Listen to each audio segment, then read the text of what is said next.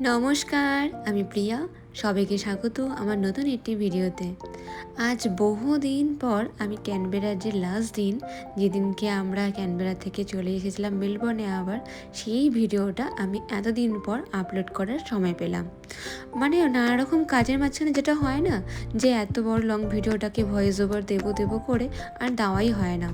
তবে এই দিনটাকে আমি স্মরণীয় করে রাখতে চেয়েছিলাম, যে একটা দিন টাইমের পর তো আমি ভিডিওটা ডিলিট করিয়ে দেবো আমার মোবাইল থেকে, যাতে ইউটিউবে সারা জীবনের জন্য এই ব্লগটা থেকে যাক। ওই জন্যই আমি ভাবলাম যে না, এরপরও আমি আপলোড করব এই ভিডিওটা। তো এটা আমি লাস্ট দিন, আমরা সে ক্যানবেরায় গেছিলাম সেই 26শে ডিসেম্বর। তো এটা মানে হচ্ছিল 28শে ডিসেম্বর। আমরা তো দুদিন খুব ভালো করে ঘুরেছিলাম, আর সেই ভিডিওটি আপনারা হয়তো অনেকেই দেখেছেন, আমি আপনাদের সবার সাথে শেয়ার করেছিলাম। তো এটা হচ্ছে লাস্ট দিনের ভিডিও, যেদিনকে আমরা ক্যানবেরার মেন সিটিতে আমরা সবাই এক্সপ্লোর করব। তো আমরা সেই জন্য চলে এসেছি অস্ট্রেলিয়ান ওয়ার মেমোরিয়ালে। এই জায়গাটি অসম্ভব সুন্দর ছিল, আর বাইরে তেমন প্রচুর গরম ছিল সেই সময়তে। এখানে না ডিসেম্বর মাসে গরম থাকে, তো তখন বাইরে ধরুন 32 ডিগ্রি টেম্পারেচার ছিল। আর ঠিক এই ওয়ার মেমোরিয়ালের উল্টো দিকেই ছিল হচ্ছে পার্লামেন্ট। এই ওয়ার মেমোরিয়ালটা একটা ভীষণ সুন্দর একটা আর্কিটেকচার, যেটা দেখলেই মনোমুগ্ধ। ওই দূরে হচ্ছে ঠিক পার্লামেন্ট, ক্যানবেরার পার্লামেন্ট। তো এই বরাবরই এত সুন্দর একটা রাস্তা তৈরি করেছে যে দেখার মতন, খুবই সুন্দর লাগছিল। আর তেমনই যে বললাম, প্রচুর গরম। চলুন এখন আমরা সবাই মিলে ওয়ার মেমোরিয়ালের ভিতরে ঢুকি। এই যে মেমোরিয়ালটা, এটা ঠিক ক্যানবেরার মাঝখানে অবস্থিত। এটা দেখলেই বোঝা যায় যে অস্ট্রেলিয়ান কতটা ইম্পর্টেন্স দেয় তাদের সোলজার্স হিস্ট্রিকে। 1941 সালে এত অফিসিয়ালি এটাকে ওপেন করা হয়েছিল, আর তারপর থেকে এটা একটা আইকনিক ল্যান্ডমার্ক হয়ে গেছে। এই ওয়ার মেমোরিয়ালটা মেনলি হচ্ছে ওই সব সোলজার্সদের জন্য যারা দ্বিতীয় বিশ্বযুদ্ধের সময় যারা যুদ্ধ করেছিল, আর যারা কখনো ফিরে আসতে আর পারেনি। বেশ একটা অন্যরকম ব্যাপার। আর এটা একটা রিমেম্বার প্লেস, মানে যাতে আমরা ওদের স্যাক্রিফাইসটাকে কখনোই ভুলে না যাই।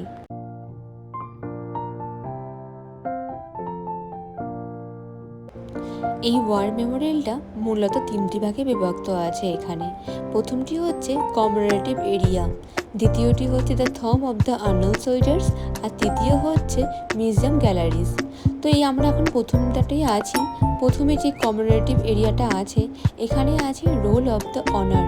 এখানে হাজার হাজার সোলজার্সের নাম লেখা আছে যারা ওয়ারে মারা গেছে, আর তাদেরকে এখানে পপি ফ্লাওয়ার দিয়ে রেসপেক্ট জানায় সবাই।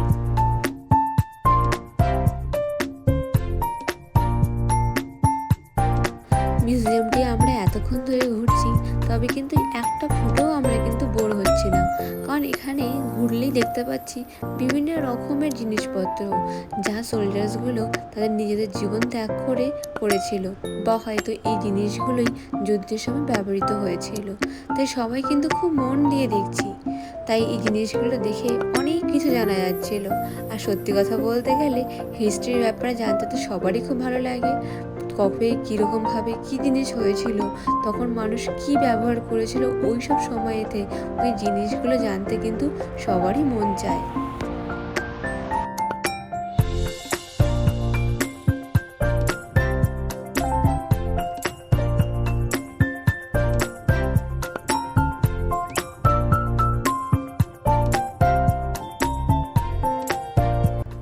অস্ট্রেলিয়ান ওয়ার মেমোরিয়ালের এয়ারক্রাফট হলটা হলো একটা মেসিভ গ্যালারি, যেখানে রিয়েল ওয়ার এয়ারক্রাফটগুলো ডিসপ্লে করা আছে। এখানে ওয়ার্ল্ড ওয়ার 1 থেকে ভিয়েতনাম ওয়ার পর্যন্ত ইউজ করা প্লেনগুলো দেখতে পাওয়া যাচ্ছে। আর সবচেয়ে ইন্টারেস্টিং জিনিস হলো, এই এয়ারক্রাফটগুলো শুধু একটা রেপ্লিকা নয়, অনেকগুলো অরিজিনাল যা অ্যাকচুয়ালি ওয়ারে ইউজ করা হয়েছিল। চলুন আমরা এখন অনেকক্ষণ আগেই বেরিয়ে পড়েছি, এবার একটু লাঞ্চ করার পালা। যেখানে আমরা এসেছি সেই জায়গাটি হচ্ছে ন্যাশনাল আর্বোরেটাম।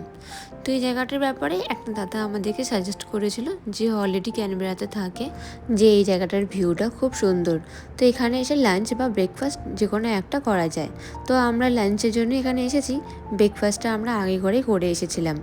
তো এই জায়গাটা সত্যি অসম্ভব সুন্দর। এখান থেকে দেখছি দূরে দূরে কত দূরে পাহাড়গুলো, তারপর আর সুন্দর আর ভ্যালি চলে যাচ্ছে।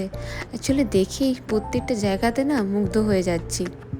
এইরকম সুন্দর দৃশ্য দেখলে আর মানুষের কী চাই বলুন।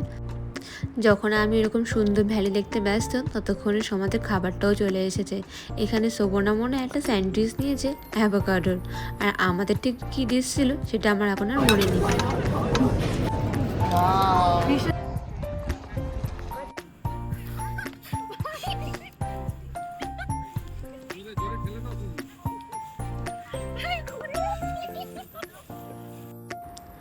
আমার মনে একটা সুপ্ত বাসনা আমি পূরণ করে নিয়েছি। যখনই দেখতাম ভ্যালি, তখনই মনে হতো সে ভ্যালি থেকে গড়িয়ে গড়িয়ে পড়ি নায়িকাদের মতন। তো ভ্যালি যখন হাতের সামনে দেখতে পেলাম, তো সেটা আর হাতছাড়া করলাম না। এখানে আমরা চলে এসেছি কিছু ম্যাগনেট নিতে, যদি কিছু ভালো লাগে ম্যাগনেট, তবে এখানে দামটা একটু প্রচুর বেশি আছে বাকি অন্যান্য জায়গা থেকে। ওয়ার মেমোরিয়ালের বরাবরই দেখালাম না পার্লামেন্ট, তো সেই পার্লামেন্টে তখন আসবো ঠিক করেছিলাম, তখন অনেক লেট হয়ে গেছিলো আর সবারই খুব খিদে পেয়ে গেছিলো বলে আমরা লাঞ্চ করতে চলে গেছিলাম। তো লাঞ্চ করে এসে আমরা ঠিক চলে এসেছি পার্লামেন্টে, কারণ এরপর আমরা এখান থেকে সোজা চলে যাব মেলবর্নে। তো অনেকটা ড্রাইভ করে যেতে হবে, প্রায় 6 ঘন্টা ড্রাইভ আছে। তো সেই জন্য আমরা তাড়াতাড়ি করে এখানে চলে এসেছি। এই বিশাল আর সুন্দর বিল্ডিংটাই হলো অস্ট্রেলিয়ার পার্লামেন্ট। এখানেই দেশের সবচেয়ে বড় সিদ্ধান্তগুলো নেওয়া হয়, মানে এটা একটা পুরো পাওয়ার সেন্টার। বাট কী সুন্দর দেখুন, এখানে আমাদের ঢোকার প্রবেশও আছে, কিছু সিকিউরিটি মেনটেন করেই আমাদের এখানে আসতে হয়। ভিতরে আছে দুটো প্রধান অংশ, হাউস অফ রিপ্রেজেন্টেটিভস আর হচ্ছে সেনেট। এখানেই এমপি আর সেনেটার্স বসে দেশের আইন তৈরি করেন। ভালো খবরও হলো, তুমি চাইলে এখানে ঘুরে আসতেই পারো, মানে ভিজিটারদের জন্য ওপেন থাকে, আর গাইডেড ট্যুরও আছে। এমনকি কখনো কখনো লাইভ পার্লামেন্টারি সেশনসও দেখতে পারবে। এই পার্লামেন্ট হাউসটা অফিসিয়ালি চালু হয় 1988 সালে অস্ট্রেলিয়ার বাইসেন্টারি উপলক্ষে। তার আগে অস্ট্রেলিয়ার সংসদবশত ওল্ড পার্লামেন্ট হাউসেই, যেটা 1927 সাল থেকে 1988 পর্যন্ত ব্যবহার করা হয়েছিল।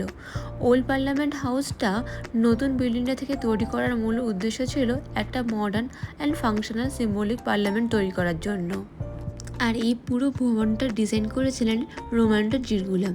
ওনার ডিজাইন আর ফিলোসফি ছিল building should belong to the land. তাই দেখবে যে পুরো ছাদটাই ঘাসের ঢাকা। যারা ক্যানবেরার এই পার্লামেন্টে গেছেন তারা অনেকেই জানেন, আর আমি অথচ কিন্তু এই ক্যানবেরার ছাদটা পুরোপুরিভাবে কখনোই রেকর্ড করিনি।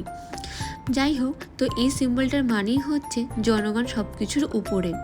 আর এই যে বিশাল ফ্ল্যাগ মাস্ট, এটা প্রায় 81 মিটার উঁচু, আর উপরে উঠছে অস্ট্রেলিয়া জাতীয় পতাকা। ক্যানবেরার এই দুদিনের গল্প আজকের মতনই এখানে শেষ করলাম। আজকে আমরা চলে যাচ্ছি মেলবোর্নের উদ্দেশ্যে। প্রায় যে বললাম 6.5 ঘন্টার মতন রাস্তা। এটি ক্যানবেরার মূল সিটিটা। তো এখানে দেখছি যে প্রায়ই পুরো ফাঁকা ফাঁকা, আর ওই যে সামনে যে বাসটি চলে যাচ্ছে ওটিও মেলবোর্ন থেকেই এসেছে। তো সবাই মিলে এখন গল্প করতে করতেই যাব। তো যেটা হচ্ছে, মনটা এখন খুব খারাপ লাগছে।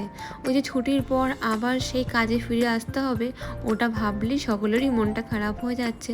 কিন্তু কি করব, সকলকে তো আবার তাদের নিজের জীবনে ফিরে আসতেই হবে। তো ওই জন্যই মনে যত রকম খারাপ লাগাটাকে বাদ দিয়ে এবার ফিরে যাচ্ছি আমাদের বাড়ির উদ্দেশ্যে। তো চলুন, ভিডিওটি এত অবধি। আবার দেখা হবে নেক্সট একটি ভিডিওতে। ভিডিওটি ভালো লাগলে একটি লাইক, কমেন্ট আর শেয়ার করে দিয়ে যাবেন। সকলে ভালো থাকবেন, সুস্থ থাকবেন। আবার দেখা হবে খুব শিগগিরই নতুন একটি ব্লগে।